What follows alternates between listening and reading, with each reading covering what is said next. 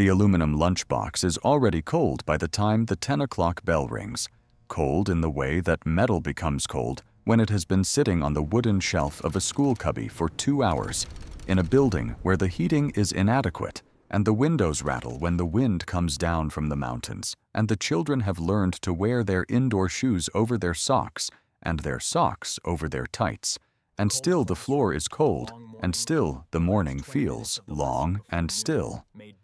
The one thing that exists on the far side of the morning, the thing that makes the last 20 minutes of the lesson before noon,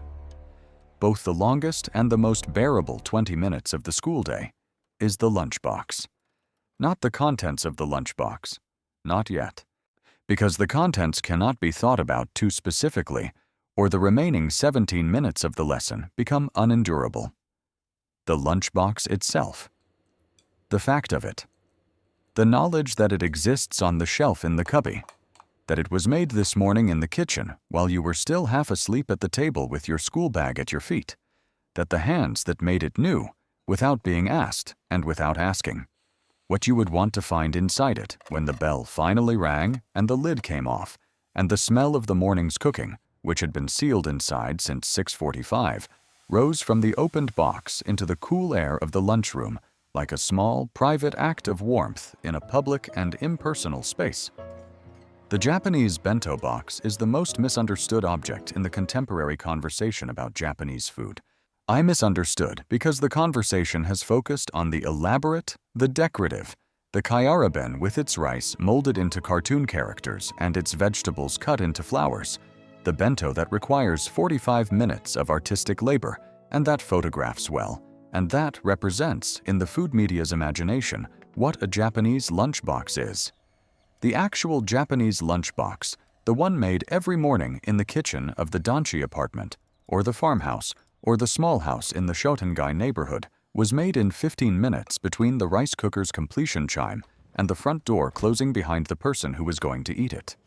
Made with the efficiency of someone who had made it hundreds of times and knew exactly where every component was and exactly how long each component took, and exactly how to fit 4 different things into a rectangular aluminum or lacquered wood box so that nothing shifted during the journey from the kitchen to the cubby to the lunchroom, and everything arrived looking, as much as possible, as it had looked when the lid closed.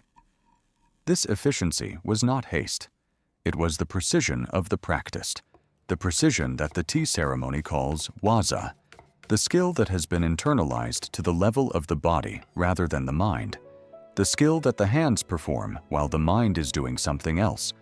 while the mind is thinking about whether the child remembered to take the permission slip, and whether the forecast said rain afternoon, and whether the water for the soup needs to come off the heat before the miso goes in.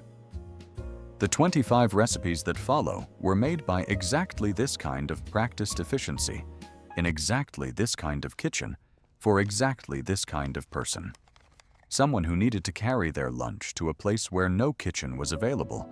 and who needed that lunch to be satisfying and nourishing and safe to eat at room temperature, and presentable enough not to inspire pity, and complete enough not to inspire hunger at 2 in the afternoon, when there was nothing to be done about hunger until 6.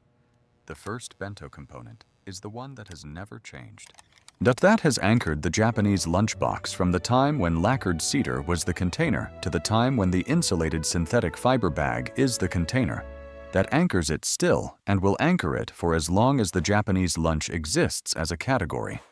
The rice.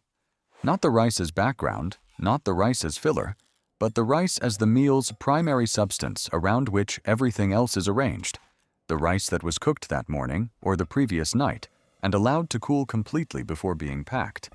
because warm rice packed into an enclosed container creates the moisture environment in which bacteria proliferate fastest. Did the cooling being not a matter of preference, but of food safety in the pre-refrigeration sense that the tradition developed, and that remains correct regardless of whether the person packing the lunch knows why it is correct.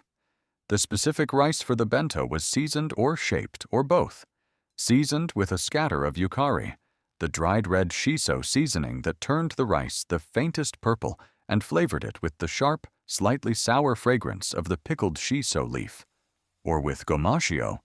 the sesame and salt mixture that added both flavor and the preservative function of salt.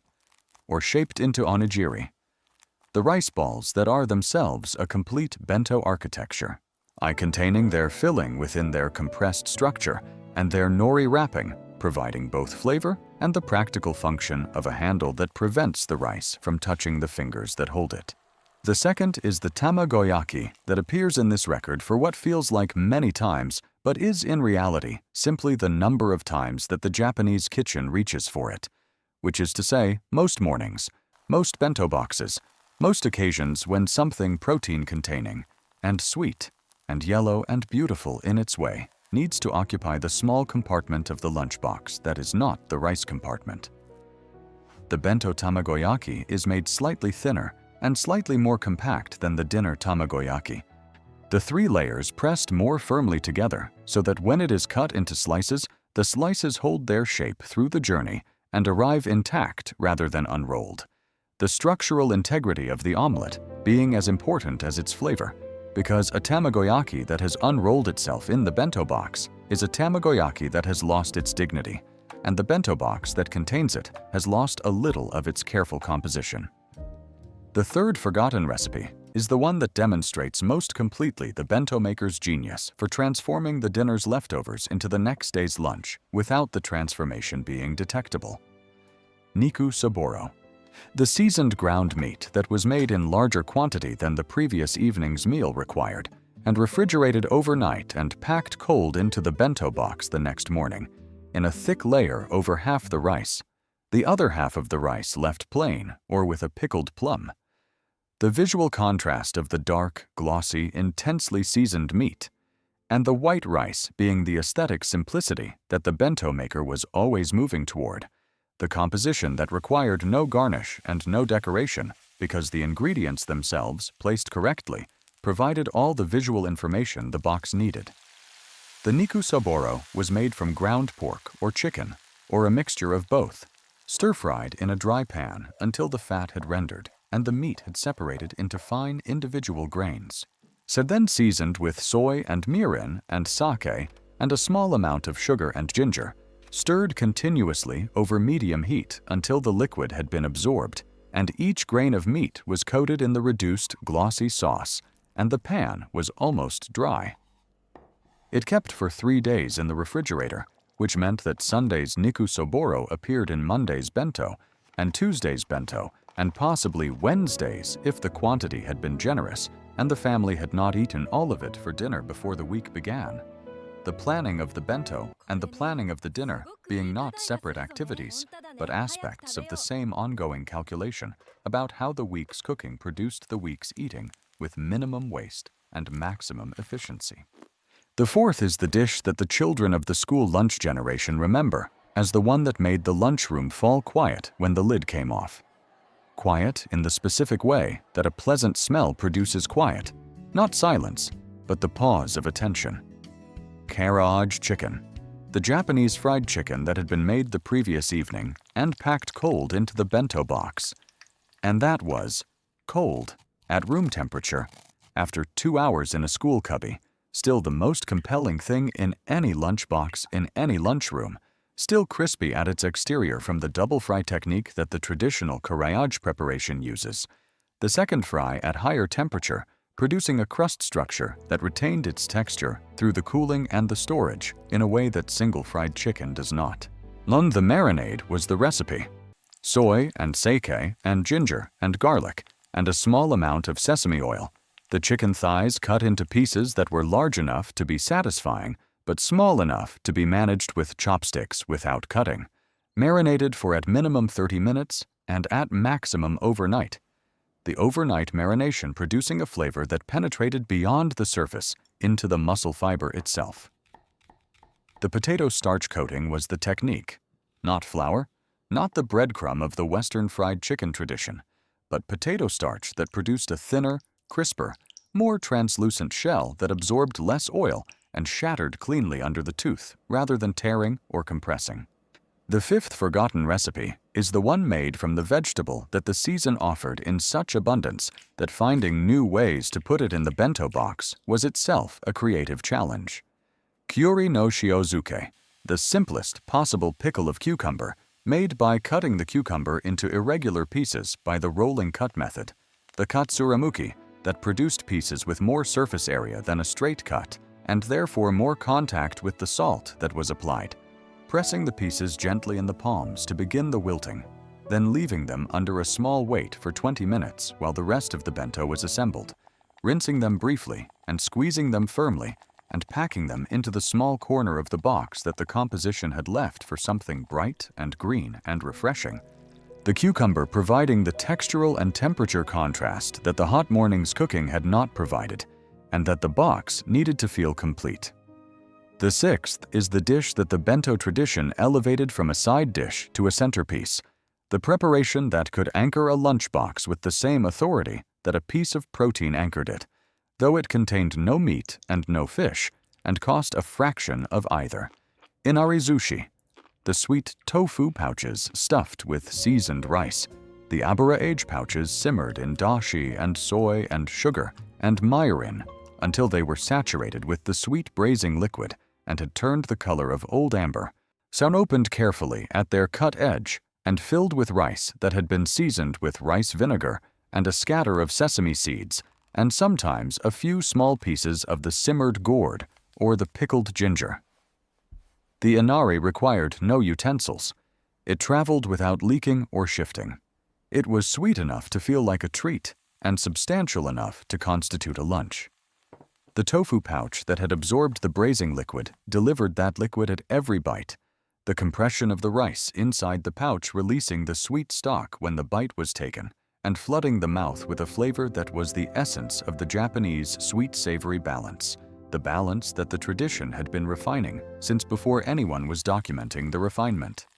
The seventh forgotten recipe is the one that appears in the margins of the 1970s homemaking magazines in the bento column that every such magazine carried, because the bento column was among the most read sections, read not for inspiration but for confirmation, for the reassurance that what the reader was already making was correct, that the simmered lotus root she had been packing every Tuesday was a legitimate bento component and not an eccentricity. Renkon no kinpira, the lotus root. Stir-fried in the kinpira style with soy and mirin and sesame, and the pinch of red pepper that gave the preparation its character. The lotus root was sliced into thin rounds, each slice revealing the pattern of the holes that made it, visually, the most beautiful vegetable in the bento box. The pattern of circles within the circle of the slice being the natural geometry that the Japanese aesthetic has always recognized as the geometry of the correct, the geometry that needed no improvement and received none, placed directly in the box as the cutting board had produced it.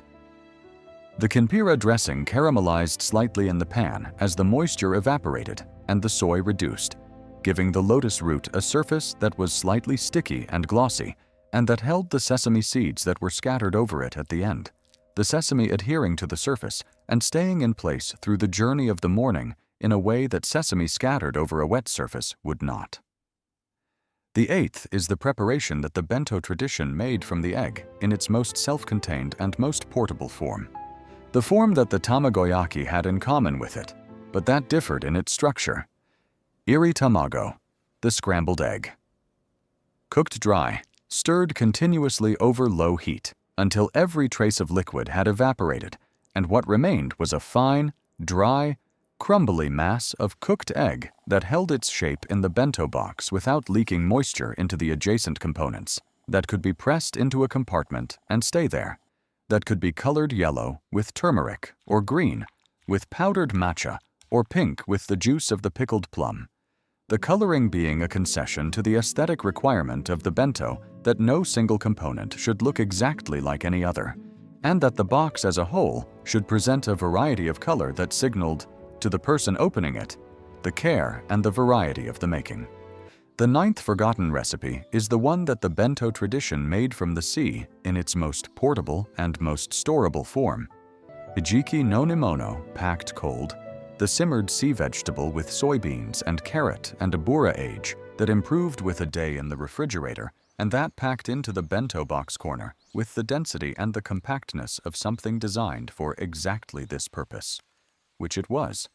though the design was accidental, the product of a food whose physical properties, dry and compact and deeply flavored and stable at room temperature, made it the ideal bento component without anyone planning it to be so.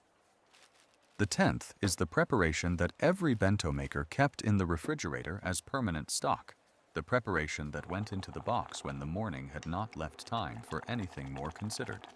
that filled the gap between the rice and the protein with something that was not nothing, that was actually something quite specific and quite good. Gomai, the vegetables dressed with ground sesame paste made from whatever green vegetable the season offered. The spinach or the green beans or the broccoli blanched in salted boiling water for exactly the time that preserved their color and their slight resistance under the tooth, then squeezed firmly of their excess water and dressed with a paste of ground sesame and soy and mirin and a small amount of sugar, the dressing so thick that it clung to the vegetable rather than pooling at the bottom of the compartment, each piece of vegetable arriving at the lunch table still coated, still flavored, still the thing it had been when it left the kitchen. The 11th through 13th follow the logic of the seasonal market, the same market logic that governed the kitchen's entire relationship with its ingredients, the bento box changing its character with the season in the way that the garden changed its character. The spring bento containing the tender greens and the bamboo shoot, and the new season's dried fish.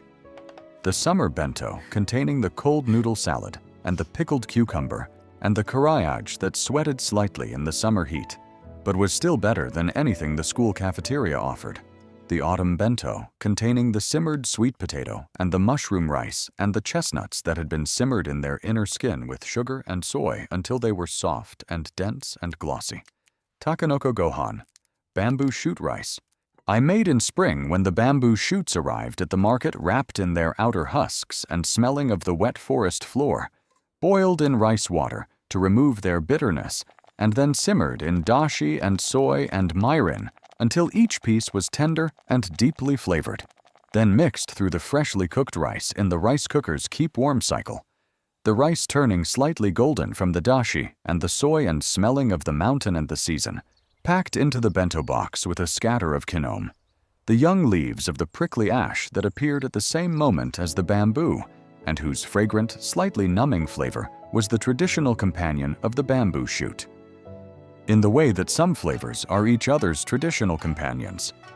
having been placed together often enough and long enough that they now seem to require each other. Hayashi chuka, no bento adaptation, the summer noodle salad that was technically a restaurant dish, the cold ramen with its arranged toppings of ham and cucumber and egg, and the sweet sour sesame dressing.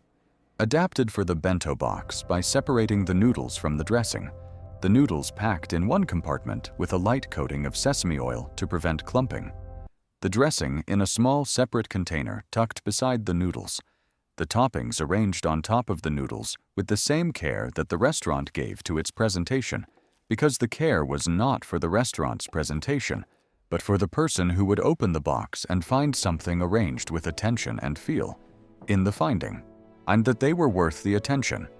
And kuri gohan, chestnut rice, the autumn preparation that required the patience of peeling the fresh chestnuts, the double skin that the chestnut presents to the knife being the obstacle between the cook and the sweetness inside, the obstacle that the experienced cook navigated with a specific sequence of scoring and soaking and peeling that removed first the outer shell and then the bitter inner skin without removing so much of the chestnut flesh that the effort became disproportionate to the result.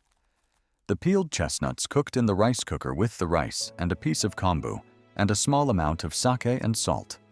the chestnuts breaking slightly as they cooked and contributing their starch to the rice and the rice absorbing the chestnut's autumn sweetness. The whole preparation tasting of October in the way that chestnut rice always tastes of October, of the specific coolness and the specific color and the specific smell of the season that produced the ingredient. The 14th forgotten recipe is the one that the bento tradition developed as its response to the question of how to pack soup in a container that was not a soup container. The question that produced not the thermos, which was a later and external solution, but the miso-flavored component, the dish that delivered the flavor of miso soup in solid form, tofu no dengaku. the grilled tofu with miso glaze, which has already appeared in other records, but which appears here in its bento context because the bento context transforms it. The grilled miso tofu packed into the corner of the box and eaten cold, constituting an entirely different experience from the grilled miso tofu eaten hot from the grill,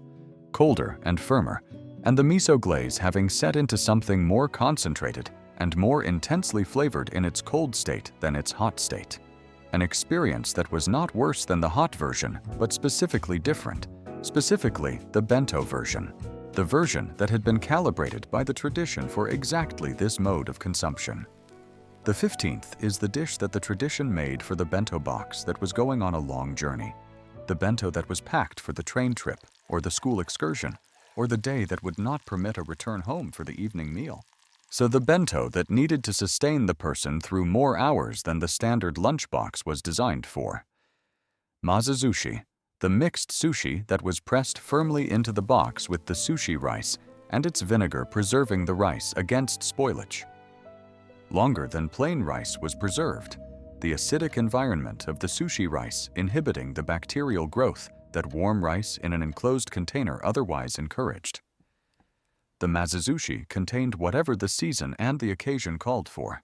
the simmered shiitake and the pickled ginger and the toasted sesame and the strips of thin omelette and the pieces of seasoned campio gourd, and sometimes a piece of flaked cooked salmon, or the pink shreds of denbu, the sweet fish cake crumble that provided color as well as flavor. Nay, all of it mixed through the seasoned rice and pressed into the box with a sheet of plastic pressed over the top before the lid closed, the plastic preventing the surface of the rice from drying and the components from shifting during the journey being the whole point. The bento being the provision for the going, the meal that said, the kitchen has thought about where you are going and what you will need when you get there, and has prepared accordingly. The 16th through 18th are the bento components made from the protein that the Japanese kitchen used with the most creativity and the most consistency. The protein that was available every day and every season, and that cost less than meat and preserved better than fresh fish, and provided, in its range of preparations, more variety than any single ingredient had a right to provide. The egg, appearing in 3 distinct bento configurations that were each entirely different from the others, and that together could constitute a week of protein variation in the lunchbox without the person eating them feeling that they had eaten the same thing 3 times. Ajitsuke tamago, the seasoned soft-boiled egg that had spent the night in a marinade of soy and mirin and a little sake. Its white turned the pale amber of the marinade, and its yolk remaining soft at the center, slightly jammy. The marination having driven the flavor of the soy and the sweetness of the mirin into the white of the egg while leaving the yolk untouched, so that the 2 parts of the egg were different in color and flavor and texture, but belonged together in the way that the bento maker intended them to belong together, as 2 aspects of the same thing rather than 2 different things occupying the same space. Iri tamago, in its colored form, made with a small amount of aonori seaweed powder stirred through the dry scrambled egg as it cooked, turning it green and flavoring it with the sea, packed into the box as a bright accent color against the white of the rice and the dark of the hijiki and the amber of the inari. And the quail egg, uzura no tamago, hard-boiled and peeled and marinated in the same soy and mirin mixture as the ajitsuke tamago, but smaller and denser and presented whole in the bento box, 3 or 4 of them, their small size making them both decorative and practical, unfitting into the corner of the box that a full chicken egg could not occupy, providing the protein of an egg in a form that required no cutting. The 19th forgotten recipe is the fish preparation that the bento tradition developed from the observation that fish cooked with miso or with the sweet soy of teriyaki traveled better than fish. Prepared more simply, the sugars of the glaze creating a caramelized surface that sealed the moisture inside the fish and prevented the drying that cold plain fish underwent in the hours between the kitchen and the lunchroom. Salmon no teriyaki. The salmon fillet glazed with the teriyaki sauce of soy and mirin and sake and a small amount of sugar, cooked in the pan until both sides had taken on the dark, glossy lacquer of the reduced glaze. are packed into the bento box warm and allowed to cool into the box so that the glaze set around it and held it in the shape of the cooking.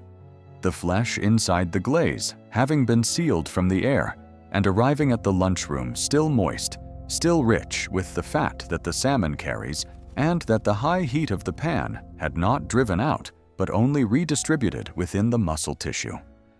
The 20th is the preparation that the bento tradition made from the vegetable that was always in season, because it was preserved and therefore always available and always at its best. Tsukemono in its bento form, the pickled vegetable as the acidic, refreshing, palate-clearing component that the bento box needed in the same way that the full Japanese meal needed it. So the function of the pickle in the bento being identical to its function at the dinner table, providing the contrast that made every other component taste more fully of itself by providing the acid and the salt, and the fermented complexity against which all the other flavors defined themselves. The tsukemono packed in the bento was selected for its ability to travel without moisture migration,